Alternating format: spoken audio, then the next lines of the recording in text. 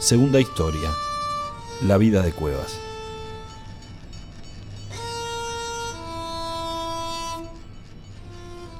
Han pasado casi 2 meses. En ese tiempo, Z se ha ocupado prácticamente de una sola cosa: armar el rompecabezas de la vida de Cuevas. Las piezas: un cuaderno, un mapa, una serie de pasaportes falsos, una serie de cartas, una serie de fotos, una serie de billetes de banco, la cuenta en un banco africano de 1,5 millones de libras y una serie de signos que todavía no consigue descifrar.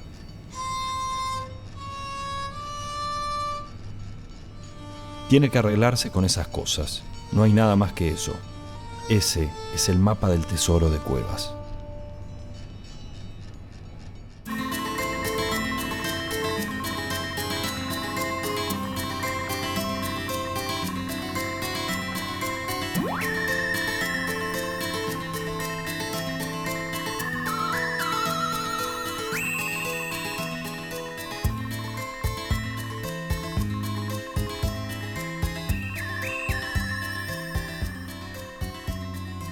Lo primero que hace Z es desentrañar el complejísimo sistema que Cuevas ha armado para ocultarse. Durante 3 meses recorre las rutas de la provincia repitiendo minuciosamente los esquemas que el otro había diseñado. Recorre almacenes, hoteles, estaciones de servicio, comedores, escuelas rurales, todo guiado por el minucioso mapa de Cuevas. En tal lugar tal nombre, en tal almacén tal otro, en tal estación de servicio otro. Nunca tiene problemas. Nunca nadie desconfía de él, nunca nadie hace preguntas. El mecanismo ideado por Cuevas es tan preciso y tan perfecto que incluso puede funcionar sin él. ¿Qué encuentra? Cartas, cartas y cartas. Cartas de Holanda, de Bélgica, de Sudáfrica, de Senegal, de la India, de Australia, de Singapur. Cartas para nombres ridículos: Nelson Patrick, Nelson Roberts, Roberto Nelson, Benito Álvarez García, Álvaro García Benítez, Juan Giovanni, Santiago Jack. El asunto es como un juego, y Z siente que comienza a comprender algunas de las reglas.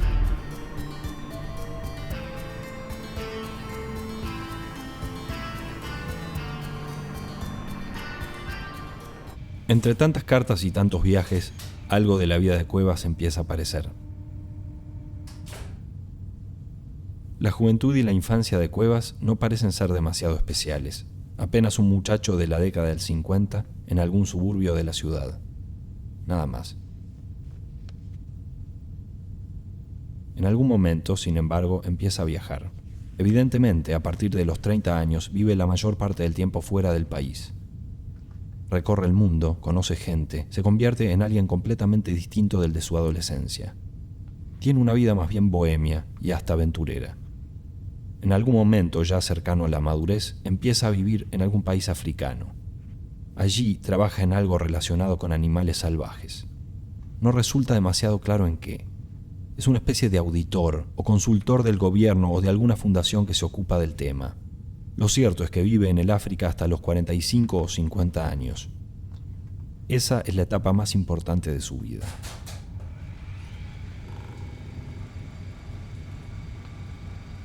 Cuando tiene alrededor de 25 años, Cuevas conoce a un joven alemán o suizo llamado Eric, un geólogo o un ingeniero en petróleo o algo por el estilo. Viven juntos durante casi 30 años y es seguramente por él que Cuevas se muda al África. Eric, a quien Cuevas en la mayoría de las cartas llama Enrico o Pierrot, es quien lo vincula con su círculo de amigos, en general europeos, diplomáticos y profesionales. Este Cuevas, el de la etapa africana, es totalmente diferente del que Z conoce, el de la Federación. Tiene muchos amigos, es una persona alegre y mundana. Es, en apariencia, un hombre feliz. A mediados de los años 80, Eric se enferma. Durante 1 año o 2, las cartas se vuelven escasas. No se puede precisar cuándo es que muere, pero a partir de cierto momento las cartas de los amigos comienzan a hablar de tragedia, de pérdida irreparable, de golpes del destino y de cosas así.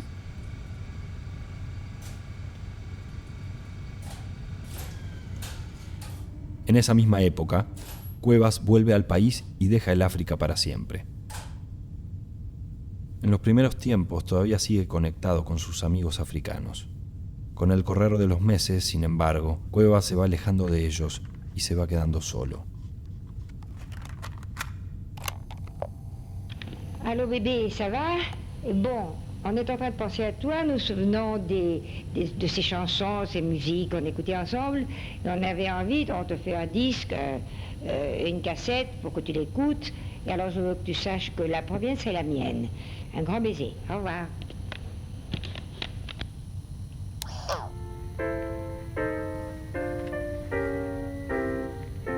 Después de la etapa africana, Cuevas vuelve a vivir a casa de su madre y trabaja en una dependencia del Estado argentino que regula el ingreso de especies salvajes de origen foráneo. Algo así como una dirección de migraciones para animales. Seguramente algo parecido a lo que hacía en África. De esta etapa casi no quedan rastros. Tarjetas oficiales, papel membretado, algunas cartas viejas, algunas cintas grabadas. Prácticamente ninguna foto, ninguna imagen. De lo que no parece haber muchas dudas es de que en algún momento de su trabajo en esa dependencia, Cuevas ingresa en el negocio del tráfico ilegal de animales salvajes. Eso es así. De eso se tratan las Mona Lisas y los Marco Polos que aparecen en el cuaderno. Animales salvajes. Cuevas aparentemente no tiene que hacer nada. Simplemente aporta los contactos, presenta a unas personas con otras, hace algunos llamados telefónicos y cobra comisiones de miles de dólares. No les ve la cara a sus socios, no conoce a sus clientes, es simplemente un nexo, un garante. Ese mismo año pide el traslado a la Federación. Para Zeta, el misterio empieza a aclararse. Cuevas es astuto. Para él, el trabajo en la Federación es un disfraz, un escondite.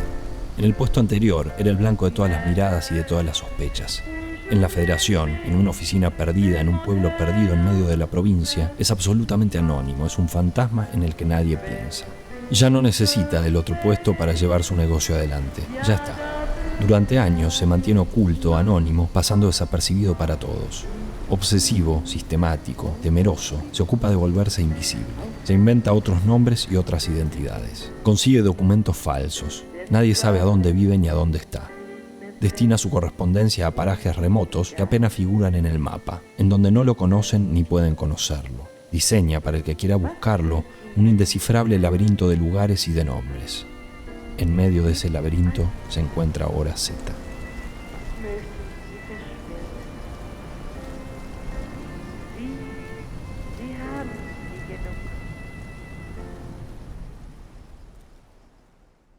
Cuando la investigación termina, Zeta anota en el mismo cuaderno de Cuevas las preguntas que aún le quedan sin responder. Primera, ¿se puede recuperar el dinero de Cuevas? ¿Es posible que esa fortuna esté perdida para siempre? Imposible de saber por el momento. Demasiado arriesgado. Segunda, ¿para qué ahorraba Cuevas? Todo ese operativo, ¿para qué? ¿Es posible que simplemente juntara dinero todos los meses sin soñar en gastarlo? ¿Era un avaro? ¿Se había vuelto un esclavo de su propio sistema? Otra cosa, ¿el negocio de Cuevas sigue funcionando? ¿Alguien le sigue mandando plata? ¿Alguien sabe que ha muerto? Y como si eso fuera poco, todavía hay un enigma más, el signo y las 3 letras.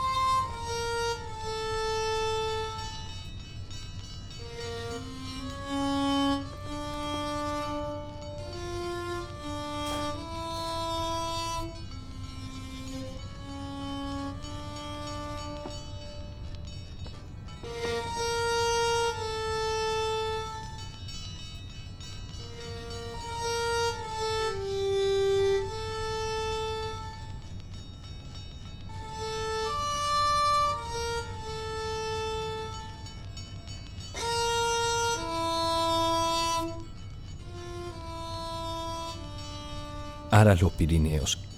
¿Qué hay en el Aras Los Pirineos? La cabeza de Zeta no puede más de la excitación. Piensa. O es algo de la oficina o es algo de Cuevas solo. Piensa. Si es de la oficina no es nada. Si es de Cuevas es importante.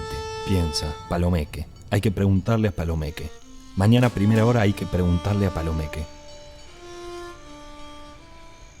Antes de apagar la luz, casi como un chico, piensa. Faltan 8 horas.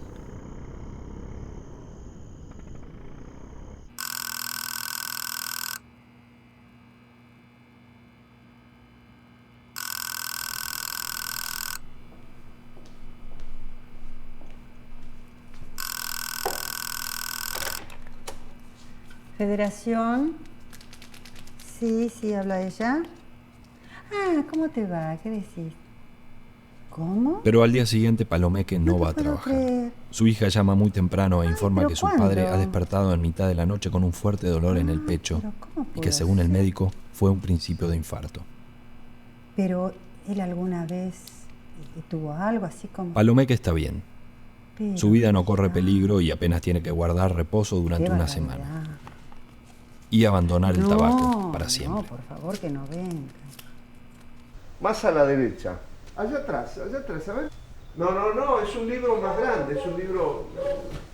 Es importante, es una encuadernación No, me digas que ya te consigues otra persona que trabajara para vos. ¿Qué están por allá. ¿Qué?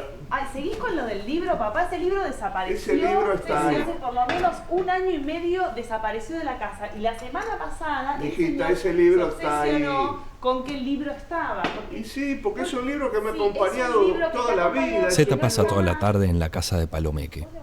Casi no se habla de temas históricos y geográficos.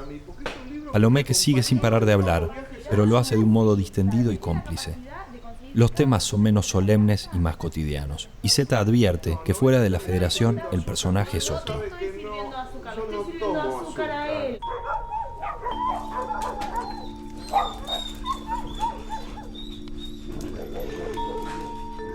Zeta, curiosamente, descubre que le está pasando bien. En un momento Palomeque dice que le duele la cabeza y Zeta acompaña a su hija a la farmacia a comprarle remedios. Cuando vuelven, Palomeque está dormido en su cama. Ambos conversan durante un par de horas mientras el otro duerme, riéndose en voz baja para no despertarlo. Cuando se despiden, Zeta descubre que esa tarde pasada junto al viejo y su hija es el mejor momento que ha pasado en varios meses.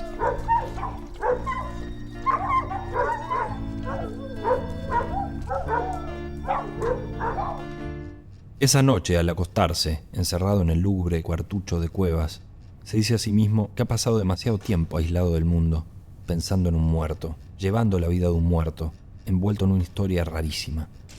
Descubre que está harto de Cuevas y que no quiere volver a pensar en él.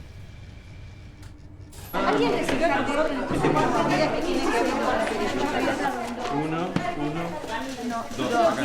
A ver, perdona.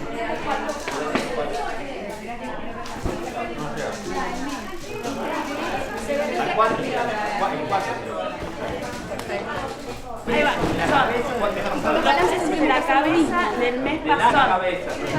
La cabeza. Sí. 432 con 53 más masiva. Al principio, no pensar en Cuevas no le cuesta mucho. El trabajo en la Federación sin Palomeque no es el mismo.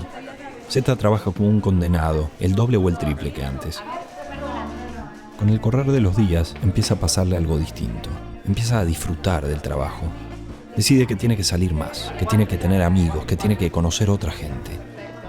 Una mañana se dice que ya es hora de dejar de vivir en ese agujero oscuro y deprimente y le pide a la señora Gavilán que lo ayude a buscar algún sitio para alquilar, en lo posible amplio y luminoso, lejos de la Federación. Empieza a visitar la casa de Palomeque varias veces a la semana. Y si en algún momento piensa en los misterios y en las aventuras que ocuparon su cabeza apenas unos días atrás, se siente un poco ridículo, como si todo ese tiempo hubiera estado jugando como un chico.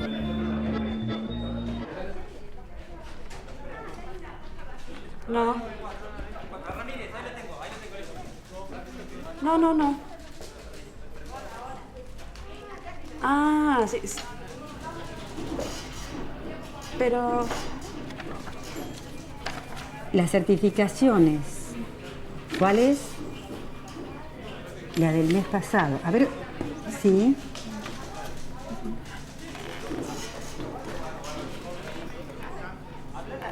Sí, sí fueron mandadas. Sí, acá está. Sí, fueron mandadas. No ponemos la fecha. Sin embargo, esa misma tarde, alguien llama por fueron teléfono de un tal Cáceres o Casares, reclamando una certificación que debería haber estado lista hace más de una semana. Va a llegar a tiempo con todo. El tema era responsabilidad de Palomeque y nadie lo sabía. Bueno, mire, vamos a hacer una cosa. Ahora el asunto es urgente y no hay tiempo de resolverlo desde ahí. No hay otro remedio que viajar hasta el establecimiento en cuestión y firmar el documento personalmente ahí mismo. Mire, vamos a hacer una cosita. Va a ir una persona que le va a llevar las nuevas certificaciones en caso de que comprobemos de que no estaban. Antes de partir, busca en el mapa el lugar a donde tiene que ir. Es el destino, piensa. El lugar está a menos de 30 kilómetros del Sino de Cuevas, a menos de 30 kilómetros de los Pirineos. Zeta se ríe para sí y piensa, otra vez en el juego.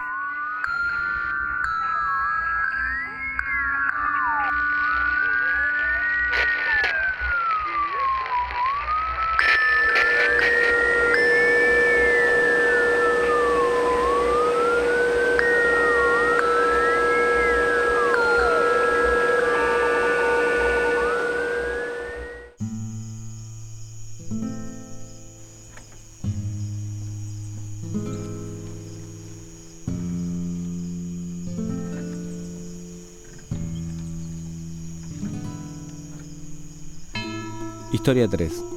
H ha decidido seguir los pasos del desconocido y al día siguiente informar de la situación al que lo contrató. Esa persona, Faktorovich, es en ese momento para H poco menos que una abstracción, que una sombra difusa y lejana. La situación ha llegado para él a tal nivel de disparate que le cuesta trabajo sentir que está ahí por una razón concreta, que alguien le paga para estar ahí.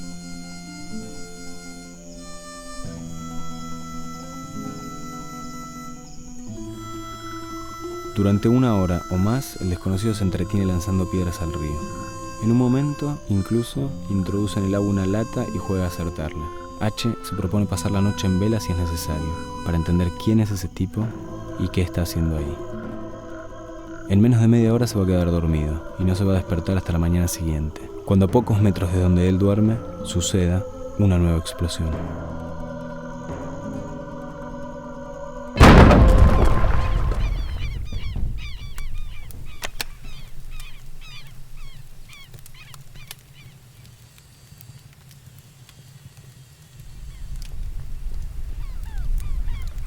Muy bien. Otra vez acá. ¿Sorpresa? ¿De dónde venís? Me parece que le salió mal el truquito ese. A usted y Samurio. Que mandó Samurio. No va a cobrar nada. ¿Está entendido eso? Y creo que yo gané la partida. Y cuando ves a Samurio con los restos del bote, mándale mi saludo. No va a cobrar nada. H le explica al desconocido que no tiene ni la menor idea de quién es Samudio. Le explica quién es, le explica por qué está ahí, le explica cómo puede el asunto de los monolitos. El otro insiste con Samudio, pero cuando le habla de los monolitos de pronto se calla.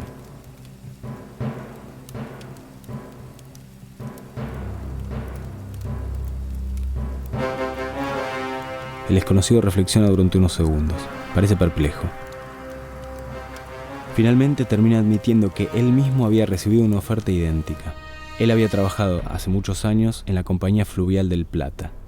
Hace pocos días un tipo lo había contactado y le había encargado que destruyera cualquier evidencia de las obras que la compañía había emprendido en ese río.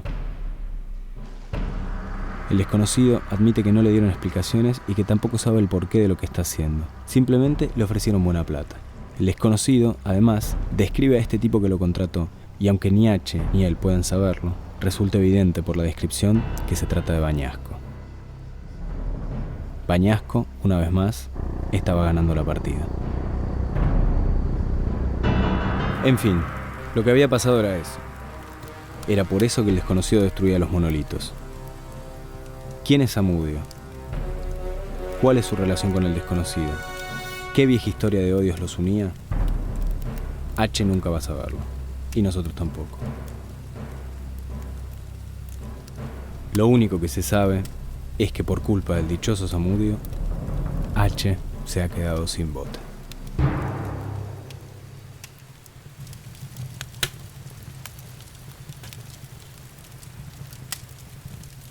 Ánimo, César.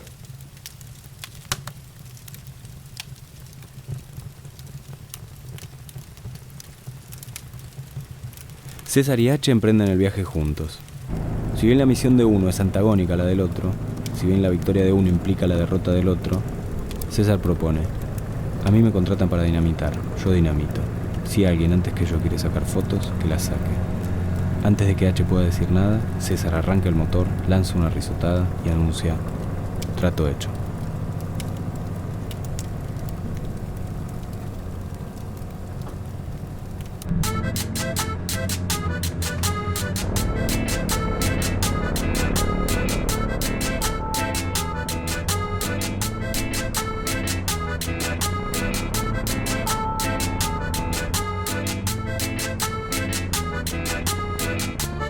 César había nacido en alguna de las islas de Sotavento, en medio del Atlántico.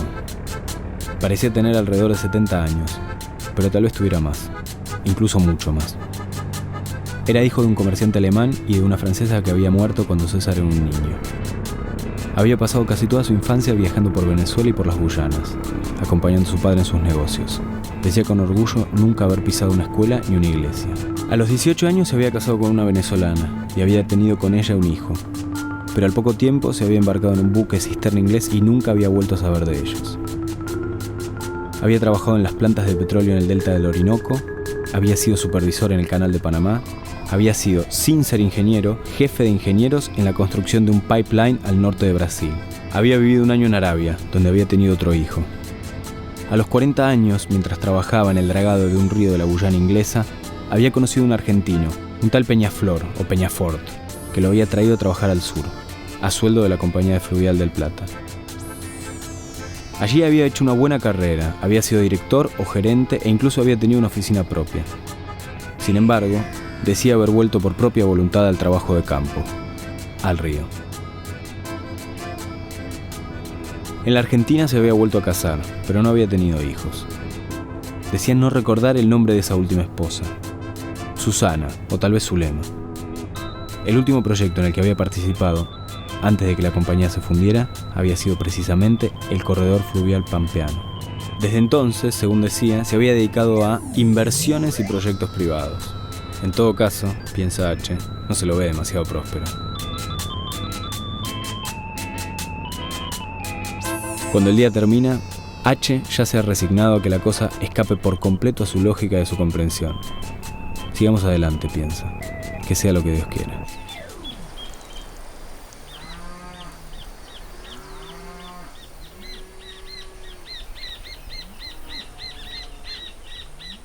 So, das ist jetzt genug. Mach Schluss.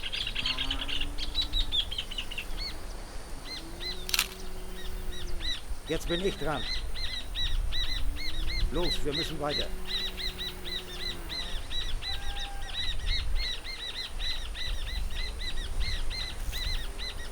Sin embargo, contra todas las previsiones, al día siguiente las cosas mejoran.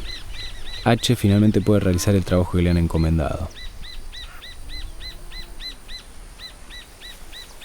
César conoce perfectamente la ubicación de cada monolito. Junto a él, el viaje es mucho más rápido y más fácil.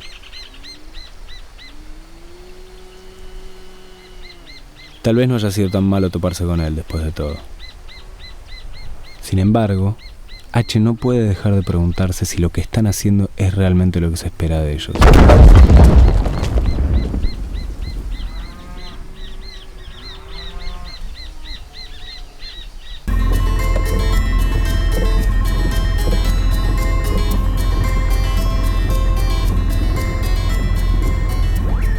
Z está otra vez en viaje. Esta vez se ha alejado más que nunca de los caminos que ya conoce. Esas rutas son diferentes a las suyas. Son más grandes, hay más pueblos, más tráfico y más actividad. Zeta comienza a comprender que el universo de la ruta es para él una especie de refugio, un paisaje al que necesita volver una y otra vez. Cada tanto, mitad en broma, mitad en serio, se pregunta si todo el asunto de Cuevas no es en realidad una excusa extrañísima y gigantesca para poder estar allí. Una vez que resuelve el tema burocrático que lo llevó ahí, Zeta se pone a estudiar el mapa. Para llegar al Aras tiene que seguir unos kilómetros por la ruta nacional, luego tomar una ruta provincial bastante solitaria y desde allí avanzar entre 30 y 40 kilómetros hasta encontrar una salida de tierra. Una vez ahí, es simplemente seguir hasta encontrar el Aras. Se acaban las precisiones.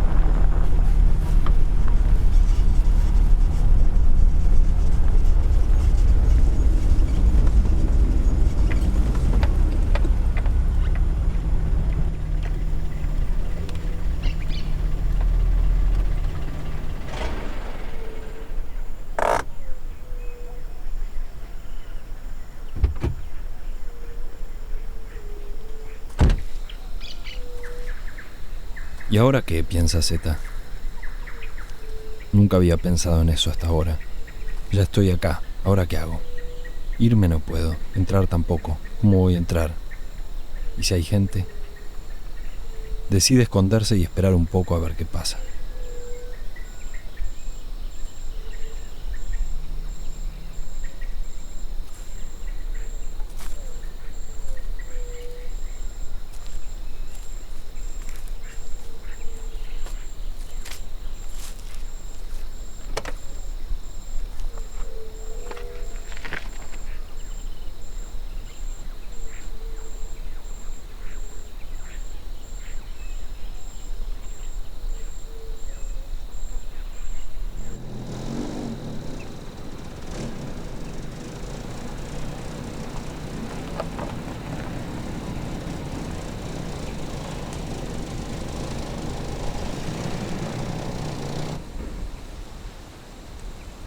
Tres horas después, piensa, acá no hay nada.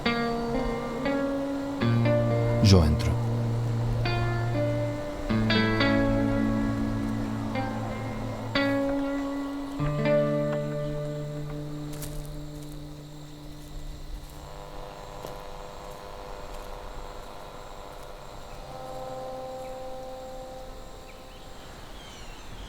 Bueno, muy bien. Así está la cosa entonces. Zeta entrando a una propiedad privada, a un lugar completamente desconocido, sin saber demasiado bien lo que busca. Tal vez haya llegado el momento de recapitular cómo es que llegó hasta ahí, cómo fue la extraña serie de hechos que lo puso en esa situación. El lugar al que está entrando Zeta es un cabo suelto, el último eslabón en un mapa. Un mapa en el que hay otros nombres y otros datos. Esos nombres conforman una especie de código, un sistema secreto. Un sistema secreto diseñado por un hombre que ha muerto y en cuya vida Zeta parece estar inmerso sin poder salir. Una vida, además, en la que misteriosamente flota la promesa de una gran suma de dinero. Un dinero que aún está allí y del que nadie sabe. Nadie salvo Zeta.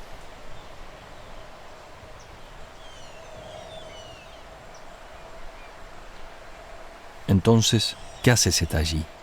Busca ese dinero. Piensa que el dinero está en ese lugar. Piensa que lo puede recuperar. O simplemente va sin entender demasiado bien por qué. No es claro.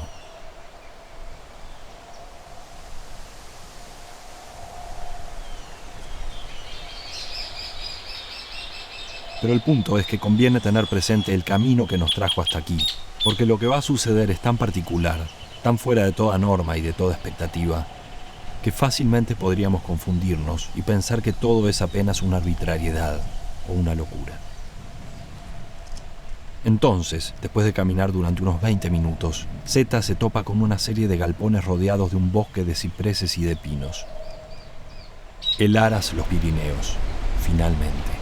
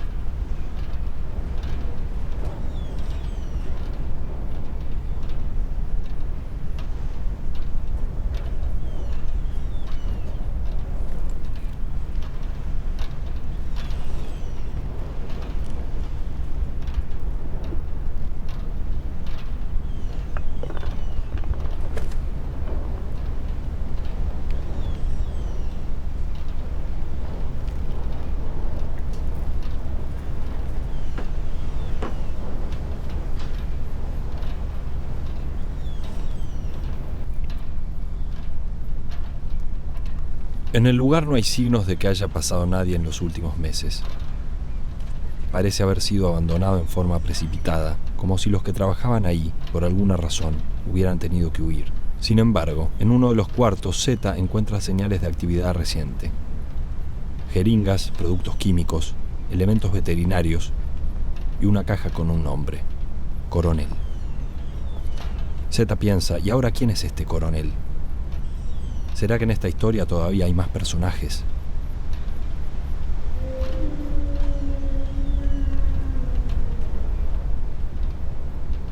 Zeta duda por unos instantes.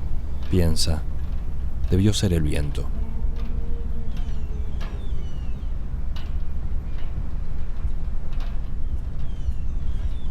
Por un par de segundos no se oye nada. Después, el quejido se repite. Se repite 1, 2, 3 veces, cada vez más fuerte, como un pedido de auxilio. Zeta, sin saber por qué, piensa: el coronel.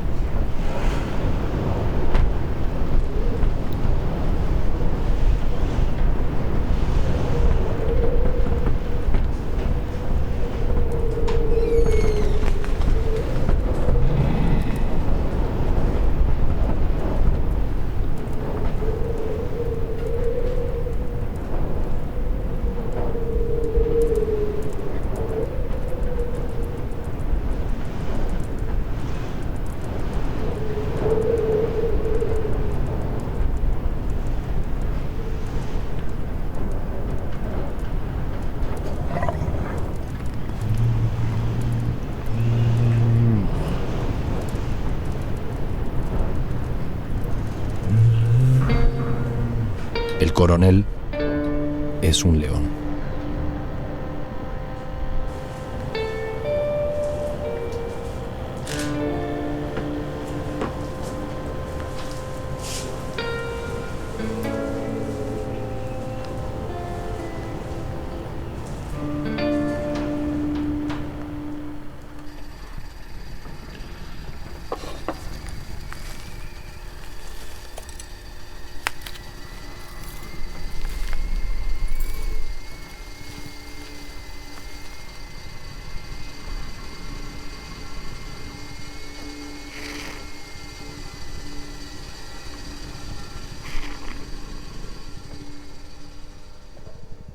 Primero se queda congelado sin saber qué hacer. Sin embargo, al poco tiempo se da cuenta de que el león no es una amenaza. Está viejo y enfermo, casi agonizante.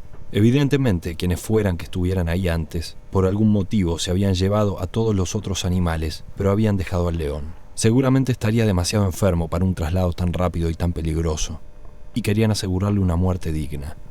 Zeta pasa largas horas sentado junto al león. Curiosamente, desde que llega Zeta, el león deja de quejarse, como si algo en su presencia lo confortara. Zeta se olvida de que está al lado de una fiera salvaje y se deja llevar por la situación. Empieza a reflexionar sobre su vida, sobre lo absurdo de los últimos meses. Se deja llevar por los recuerdos y comienza a pensar en cosas de su infancia, en cosas en las que no pensaba hace mucho tiempo. De repente, quien los viera podría pensar en dos amigos que se conocen desde hace mucho tiempo y ya no necesitan hablar. Zeta se siente tan cómodo, tan lleno de sentimientos de amistad y de compañerismo, que le cuesta no pensar en el león como si fuese un perro, e incluso como si fuese una persona. En algún momento, esa situación idílica se corta.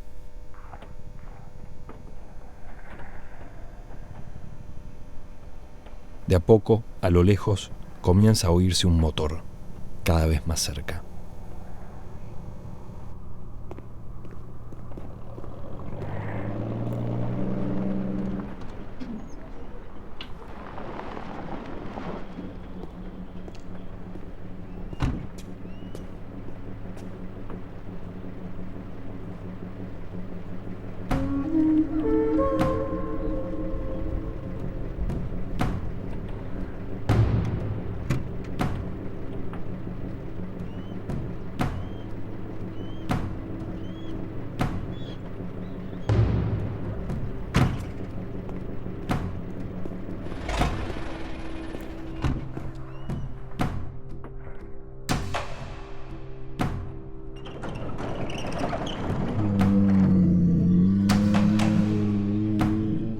Paisano.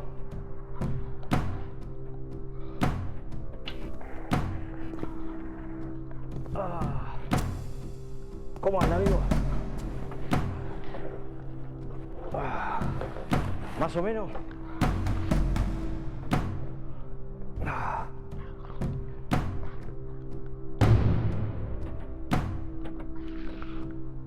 Está fresquito, ¿eh?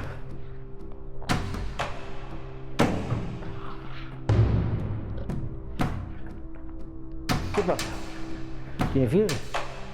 A ver. Ah, la pucha. Igual. ¿Qué va a hacer?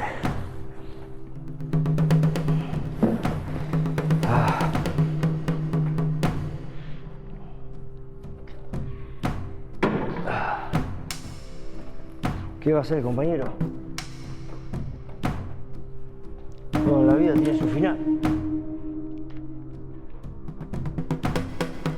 ¿Eh? ¿O me equivoco?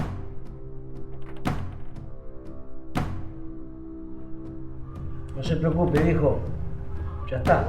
Ya se termina.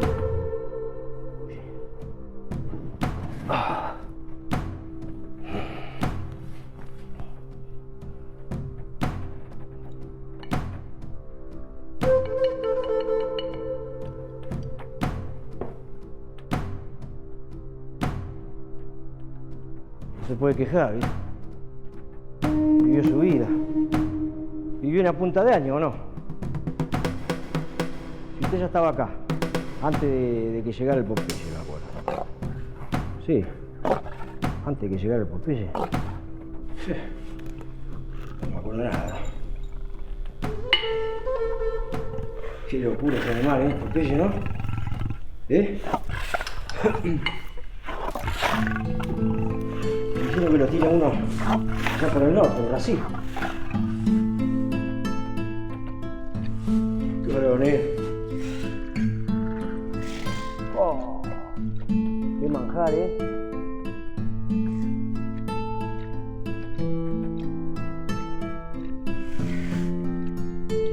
Mi coronel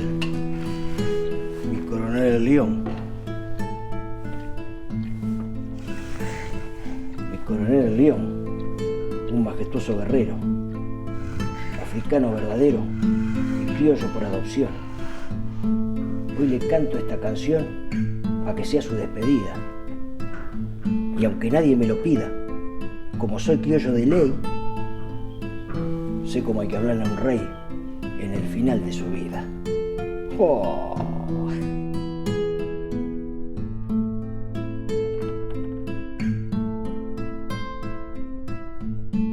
En pocos minutos el león devora el contenido del plato. Empieza entonces una larguísima agonía que a Zeta le resulta interminable. Primero se hace un silencio absoluto durante un cuarto de hora.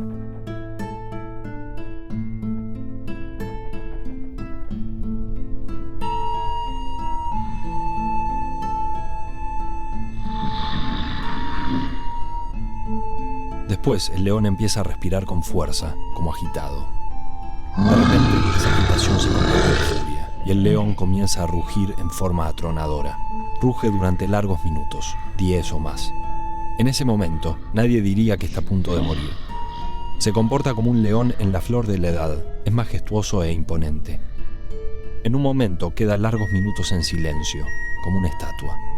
Permanece así, inmóvil, durante una eternidad. Finalmente comienza a decaer y a emitir un larguísimo y profundo quejido. Un quejido casi humano que dura largos minutos, tal vez media hora.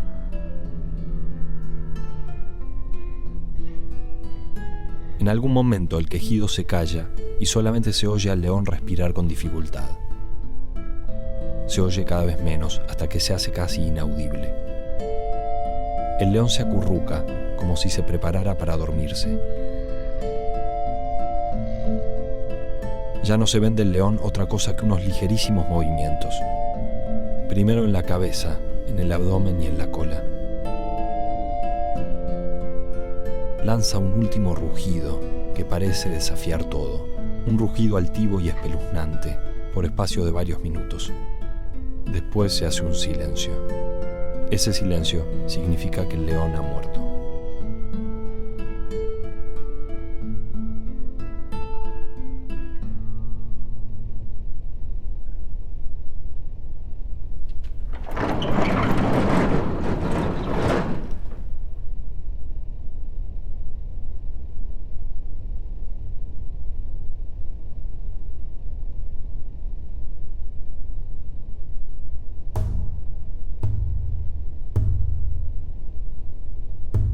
Después de la muerte del león, los acontecimientos se suceden con rapidez. Zeta ya no puede ver con claridad lo que pasa. La situación se torna confusa.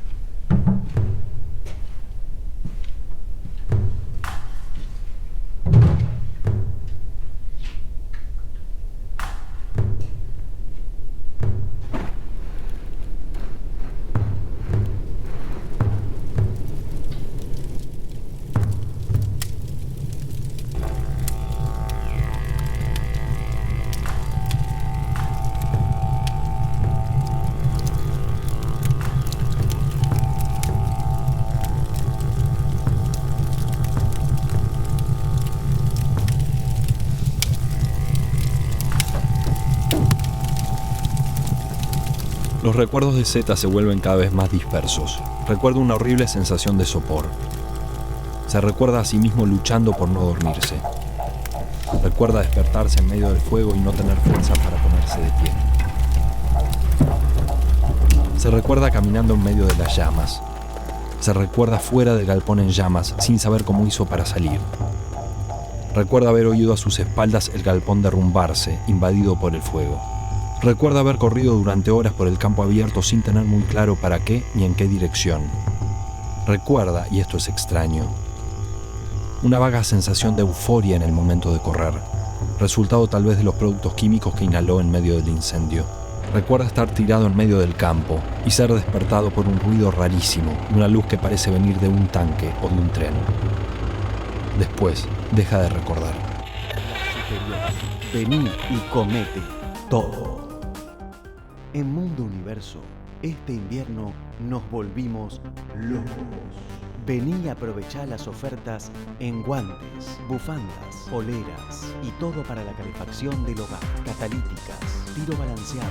Mundo Universo. Vos nos conocés, vos nos elegiste. Vení a Mundo Universo. Vení a Mundo Universo. FM Etoile. Una estrella en la soledad de la noche. X ya ha perdido la cuenta de los días que lleva encerrado en el hotel. Ese cuarto para él ya es el mundo, como esos animales del zoológico, condenados sistemáticamente a un único paisaje, y cuyo único entretenimiento es mirar día a día la porción de la tierra que les tocó en suerte. Esa es la vida de X. La ventana que da a la plaza, la ventana del baño que da al fondo del hotel, y la pared que da al cuarto de al lado. Esa es ahora su casa, su reino.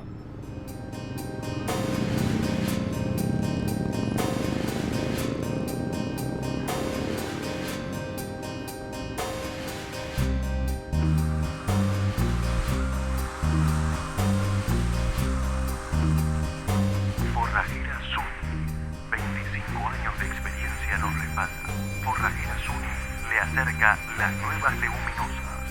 Descuentos por stock a socios Carvajal. Venga al nuevo local de Forrajera Zuni, en Castelones 313, esquina Gómez. Veterinaria Basilio, de Basilio Solera y Hijos, el lugar favorito para tu mascota.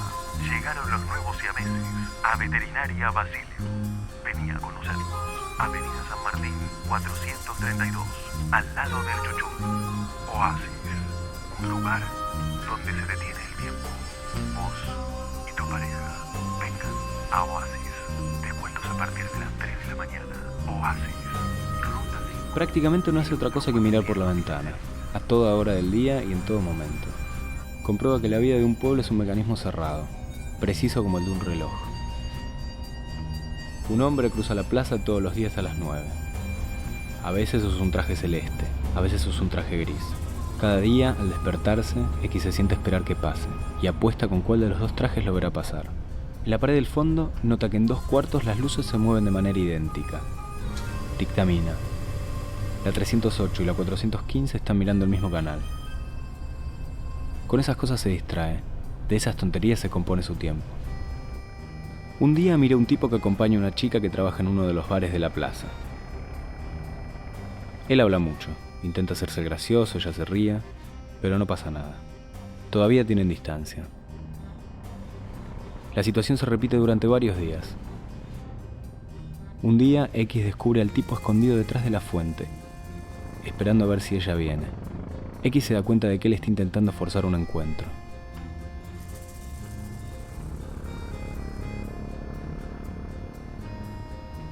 Cuando ella lo ve, él rápidamente asume su actuación y sigue caminando.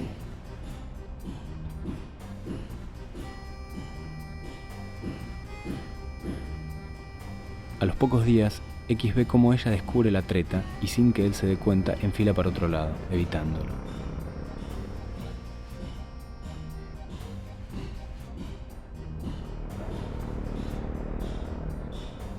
X, como un ama de casa que mira todos los días un programa de televisión, se descubre afligido por el tipo.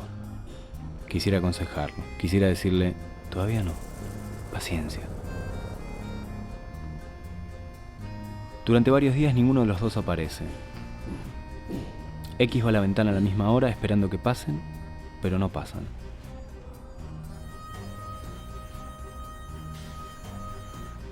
Finalmente, una semana después los ve venir juntos.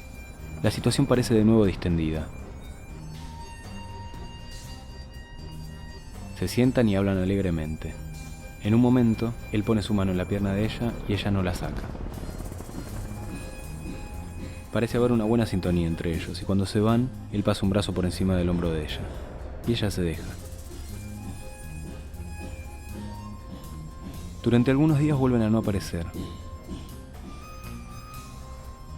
Al fin, una semana después, X los ve caminar por el otro lado de la plaza, abrazados, enamorados. En eso consiste la vida amorosa de X. Ver a mujeres con otros hombres, discutiendo con otros hombres, enamorándose y desenamorándose de otros hombres, haciendo el amor con otros hombres.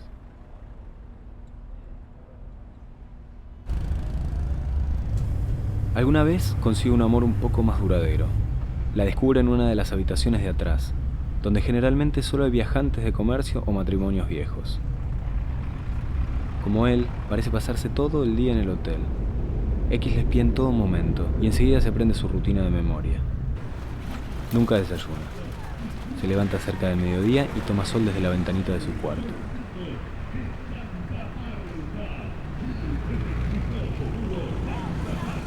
Alrededor de la hora de almorzar sale.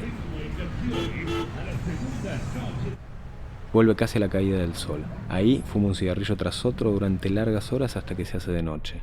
A eso de las 8 suele recibir una llamada. Habla durante cerca de media hora. Habla y discute, violenta. Después del llamado se entra a bañar. Se baña durante muchísimo tiempo, casi una hora. Se tira en la cama y por un tiempo bastante largo X casi no la ve. Después escribe durante muchas horas. X por lo general suele irse a dormir antes de que termine. ¿Qué hace? ¿Por qué vive en un hotel? ¿A dónde va cuando sale? ¿Con quién discute todas las noches? ¿Qué escribe? X de alguna manera siente que la conoce. Sabe cuándo está de buen humor y cuándo no. Sabe cuándo algo la preocupa, sabe cuáles son las cosas que le divierten. De alguna manera, siente que ella y él son parecidos. Un día, sale al mediodía y no vuelve hasta muy tarde.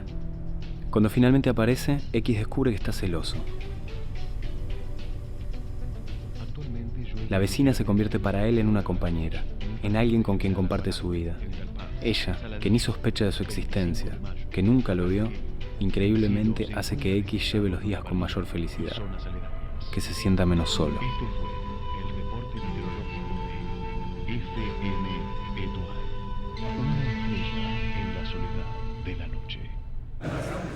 Un día, cuando baja a desayunar, X nota que la vecina también está ahí, en la otra punta del salón. Es la primera vez que desayuna desde que X la conoce. Durante una interminable media hora, X la mira escribir, leer el diario y tomar despreocupadamente el café.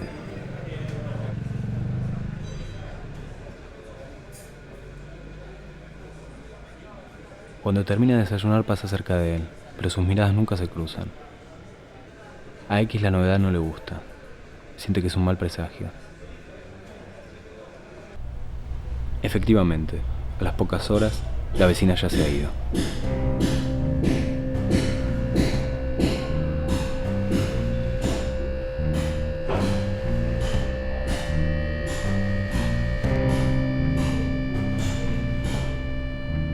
Con el correr de los días, el caso de Armas empieza a aparecer menos en los diarios. Los periodistas se olvidan de él. Solo X le sigue los pasos a través de noticias sueltas y de delitos anónimos. Un auto robado, alguien que entra a una casa y se va sin llevarse nada, alguien que denuncia llamados intimidatorios. En cada uno de esos hechos, X intuye la sombra de Armas. Cada nuevo episodio es un argumento para no dejar el hotel. Todavía no es tiempo, se dice a sí mismo. Todavía está ahí afuera. Aunque no se lo admita a sí mismo, lo que en realidad ocurre es que esa vida le gusta y no quiere que se acabe. Cada día, como un ritual, escucha el informativo y lee el diario a ver si aparece algo nuevo. La pregunta es siempre la misma. ¿Qué quiere? ¿Para qué quiere el expediente? ¿A quién busca en realidad?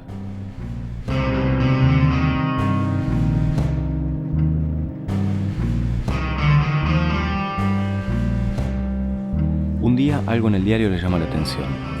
El artículo dice: misteriosa desaparición de una mujer. X tiene una corazonada y empieza a leer. Lee y vuelve a leer al día siguiente. Y al otro. Y al otro. Se convierte en un experto.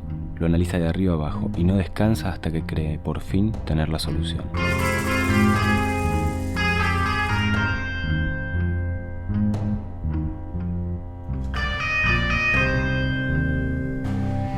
El caso es el siguiente. Lola Gallo, de 28 años, casada con un vendedor de maquinaria agrícola, sin hijos, había desaparecido de su casa sin dejar rastros ni mensaje alguno. Un vecino la había visto salir de su casa en su propio auto, metiendo en el baúl un bolso deportivo. El auto había aparecido abandonado en una ruta lateral a 50 kilómetros del pueblo, sin señal alguna de violencia. El marido, que declaraba que entre él y su mujer la relación era óptima, estaba desesperado. En los días subsiguientes, el caso abunda en teorías extrañas y en versiones, pero no en hechos. Lola Gallo había desaparecido como si se le hubiera tragado la tierra. A los pocos días se anuncia que el caso será llevado adelante por el aparentemente célebre comisario Raúl Serafín, de quien el diario da un extenso y elogioso historial. Rápidamente, Serafín demuestra ser bueno. Le basta con interrogar al marido para darle al caso una dimensión completamente nueva. Las fotos posteriores al interrogatorio lo muestran triunfante, casi heroico. Allí mismo, en una improvisada conferencia de prensa, da a conocer sus hallazgos. Primero, Lola Gallo y su marido no estaban casados legalmente. Ella, aparentemente, nunca había querido hacerlo. Segundo, el marido declaraba no saber nada del pasado de Lola, más allá de algunos recuerdos dispersos de infancia y juventud, de los cuales tampoco era capaz de dar demasiadas certezas. Tercero, el sujeto nunca había conocido a los padres ni a nadie que la conociera. Nunca había preguntado nada. Simplemente, según declaraba en el diario, se había enamorado.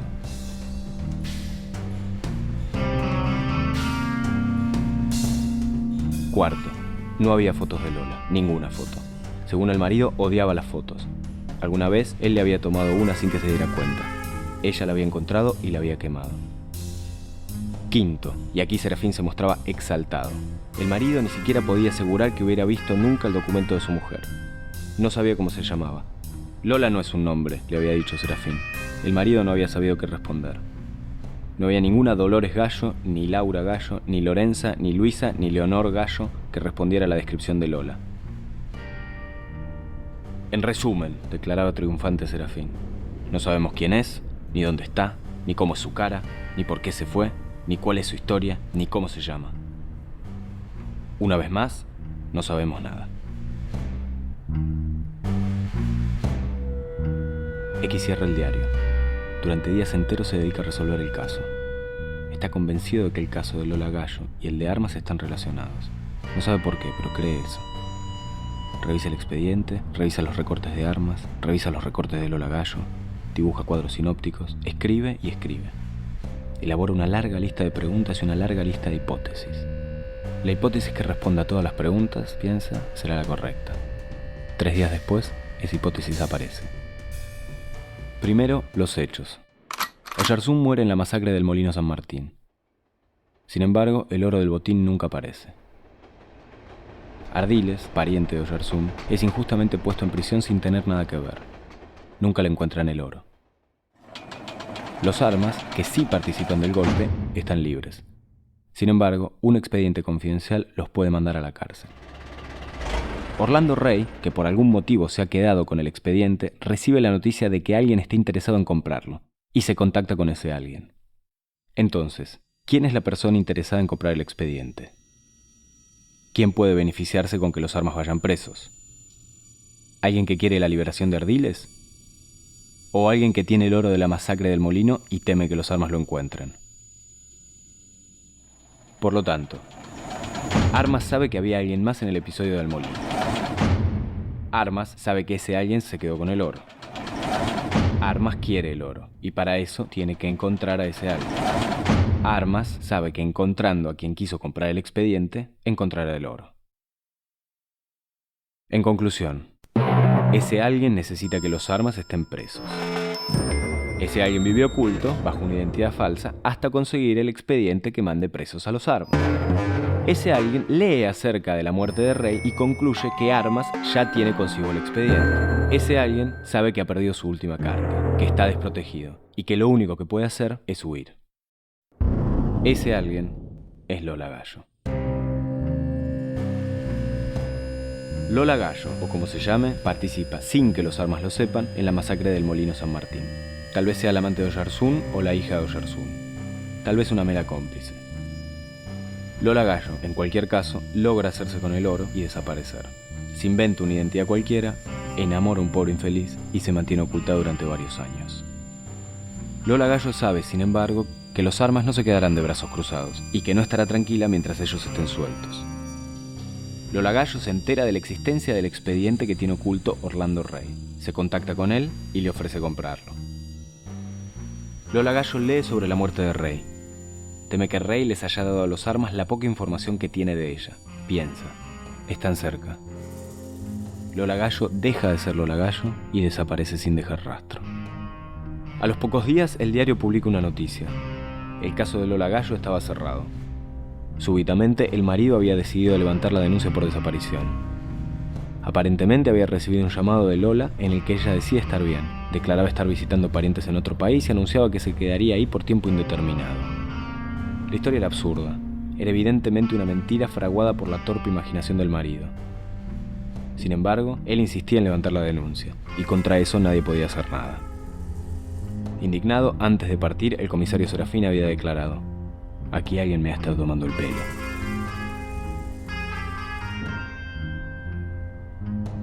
X emocionado piensa: lo logró escaparse. La historia está cerrada, los engañó a todos.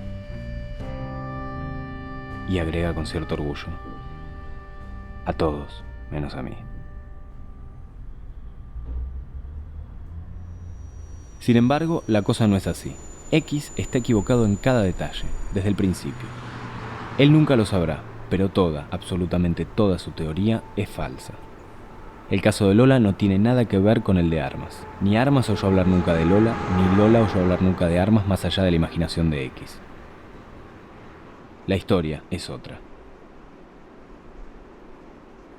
En ese mismo momento, a cientos de kilómetros de ahí, la verdadera Lola Gallo termina tranquilamente de desayunar. Respira durante unos minutos el aire de la mañana, sube al auto y continúa su marcha.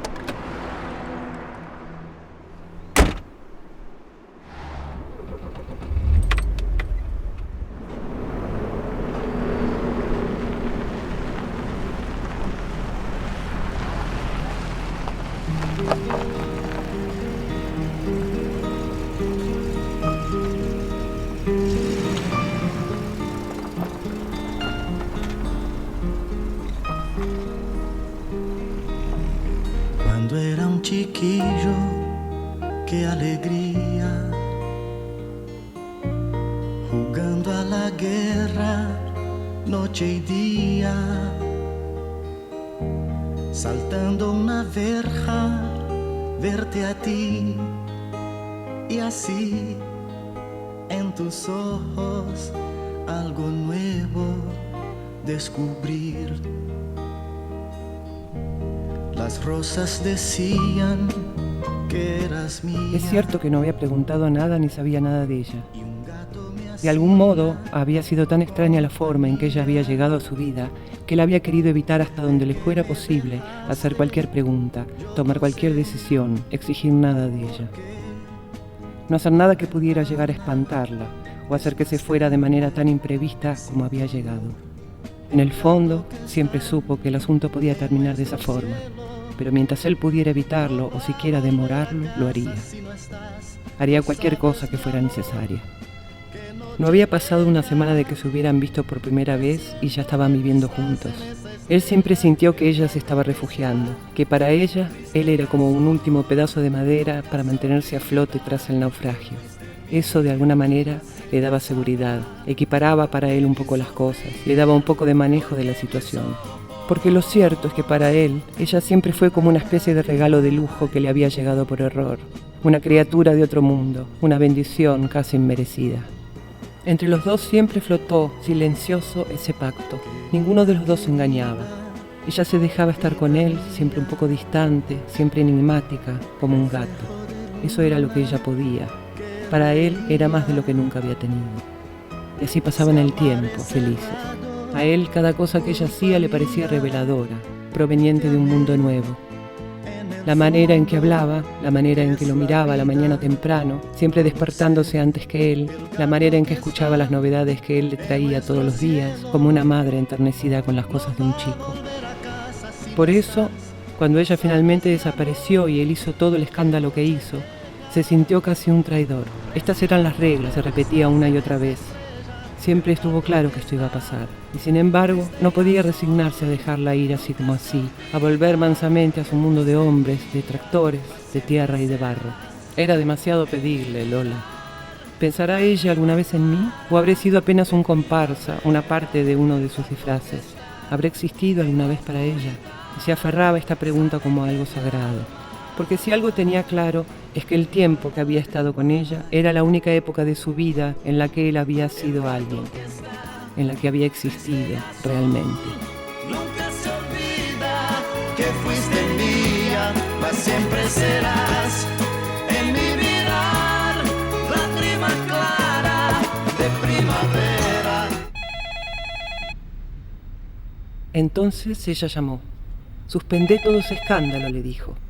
Nuevamente una madre hablándole a uno de sus hijos. Quédate tranquilo, vení tal día, tal hora, tal lugar, y ahí te voy a explicar todo. Y volvió a cortar, y una vez más desapareció. Hola.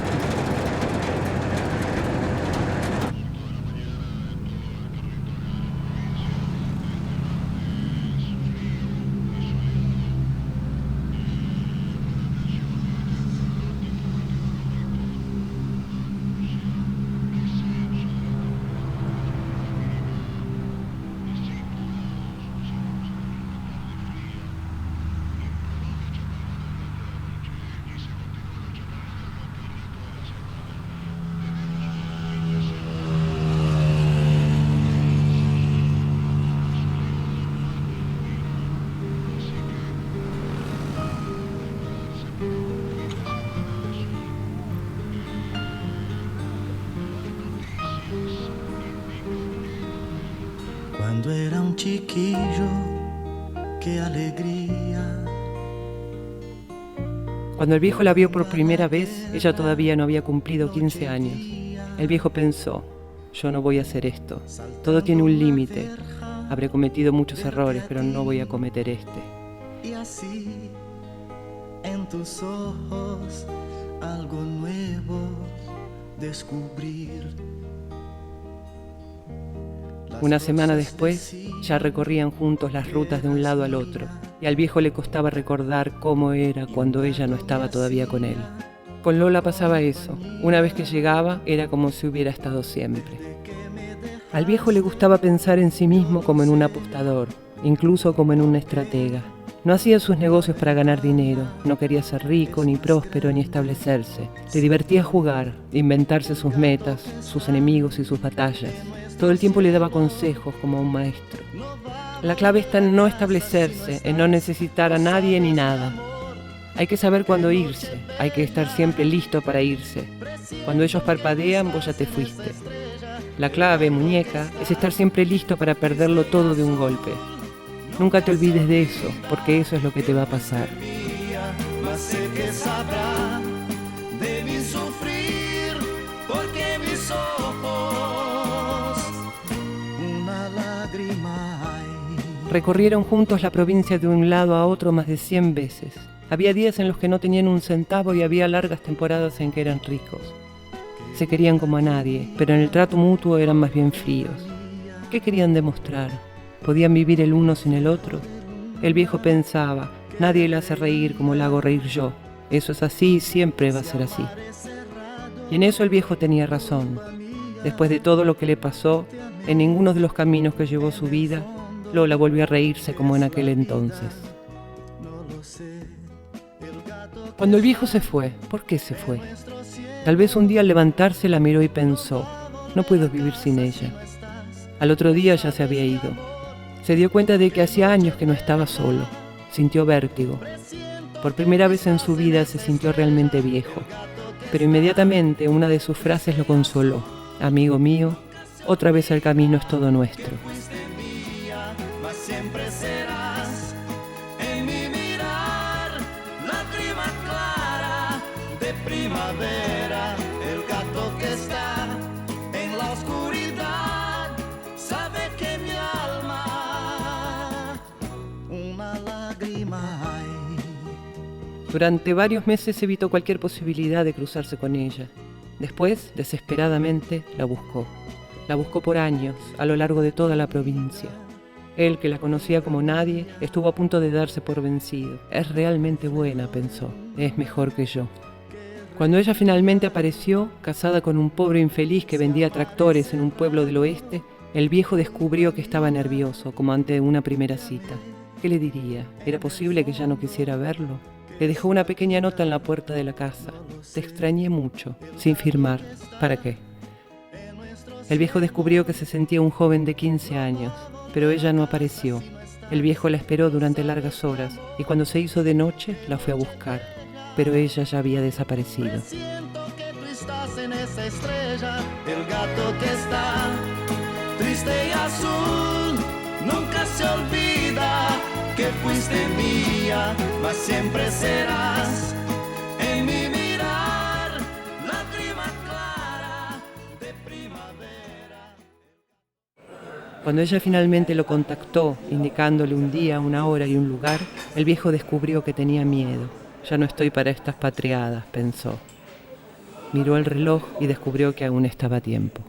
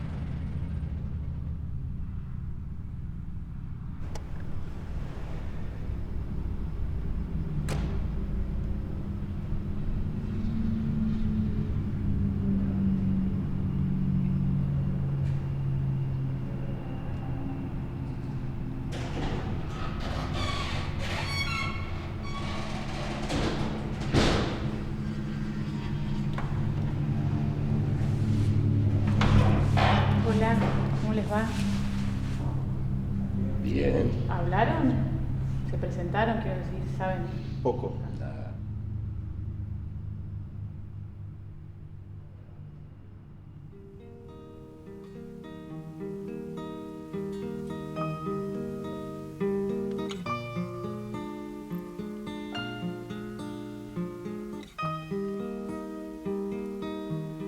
Cuando era un chiquillo, qué alegría,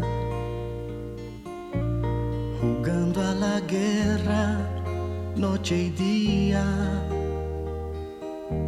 saltando una verja, verte a ti y así en tus ojos algo nuevo descubrir. Cuando finalmente los tuvo a los dos juntos, no pudo evitar reírse. La situación era dramática, pero cuando los vio parados junto a la puerta, pensó en dos niños que acaban de pelearse esperando la llegada de la maestra. Ahí estaban, los dos hombres de su vida, el tonto y el sabelotodo, el que le había mostrado cómo era el mundo y el que le había salvado la vida. Y ella, explicándoles, contándoles la historia de su vida como si fuese un cuento, primero a uno, después al otro. Este era el que estaba antes que vos, este es el que estuvo conmigo cuando te fuiste. El viejo, claro, manejó mejor la cosa, fue maduro y la hizo reír, pero ella por primera vez lo notó artificial y hasta ridículo. Pasaron los años, pensó, también para él pasaron los años. El otro fue más infantil y más torpe, pero también más sincero. Lola descubrió que lo había extrañado mucho, que lo quería mucho.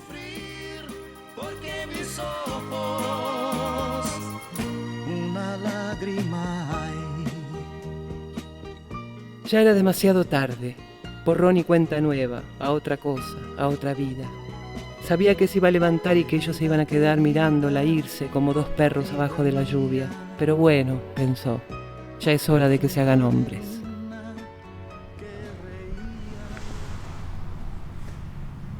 Bueno, me voy.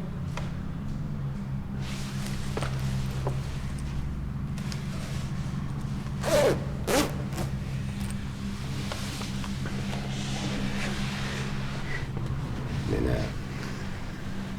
¿con cuál de los dos te vas a quedar? Con vos seguro que no. Chao.